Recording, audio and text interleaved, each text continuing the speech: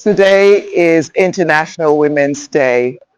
Hello there. It's time for us to accelerate and take action. How are we going to do that? We're going to lend our voices to a cause. We're going to believe in what we stand for, and we are going to ensure that we are heard. Women, dear women, you're strong, you're resilient, you're powerful, you're bigger than you think. In fact, you are limitless.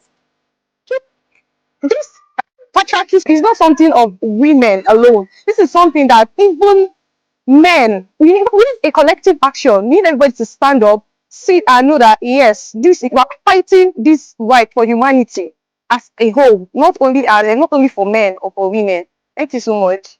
We don't just say what we want just from within. We project all the way outside. What are you doing to make a change? What are you doing differently? This is a call to you. Yes, you. It's time to take action. Let's make a difference. Happy International Women's Day.